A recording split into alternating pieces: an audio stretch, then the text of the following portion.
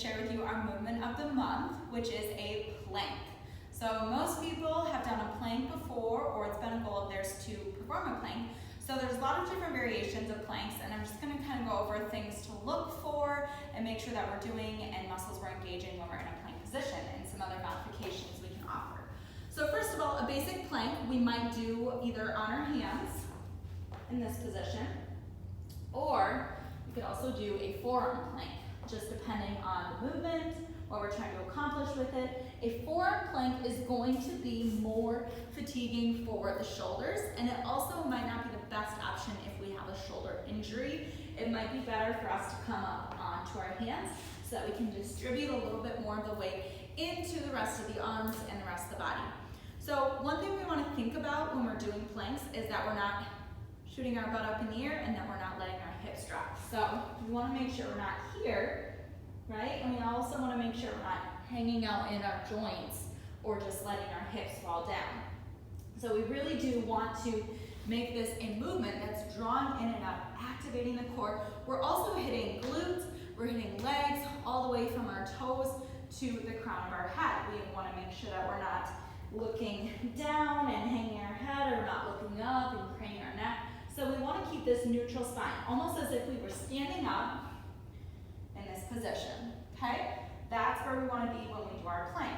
So maybe it helps to even just do that and see where you're at. Find that neutral neck. What does that feel like? What does it feel like for your arms, for your wrists? And then thinking about, just like we do when we do our pushing or pulling, is slightly drawing the shoulders back so that we fire on those back muscles.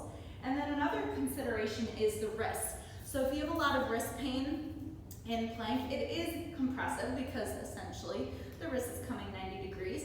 So one thing we can do is actually walk our hands out, maybe just a little bit in front, and then we can scoot our weight back. So your wrist might not be directly underneath the shoulders then, but the further you are forward, the more compressive for the wrist, and we want to take care of our wrists, obviously. So we might actually have our hands slightly out in front of our shoulders, as long as our hips up aren't in the air. We're still in that plank, we're still holding our core. If we just slide your feet back a little bit, it's gonna take some of that pressure off the joint. So that's a consideration for wrist. Another thing is, maybe you're just getting back into fitness and you're like, I can't even hold a plank. No problem, we can do planking from the knees. You might need a little cushion underneath the knees, but you can do a plank from the knees right here. You're still getting strong core activation. We do this in our yoga all the time. We take our chaturanga from the knees so that we can control it all the way down and then come back up. So there's a lot of options. Just because you're taking it from the knees doesn't mean that it's easier. It's just a different variation. So we're going to engage the core when we have our knees down just as much as when we have our legs up and extended out. It's just where are we distributing the weight. Some other options for planks, maybe a side plank. I like this one, rotating open. Again, it can be compressive for the wrist. You could also do your side plank from the forearm. Just kind of depends on what your goal is. Doing both sides, obviously, we can stack the feet. It's going to be a little bit harder than staggering, but that is an option too. And then of course we can add in things. You see planks show up in burpees. You see planks show up in literally every class we do.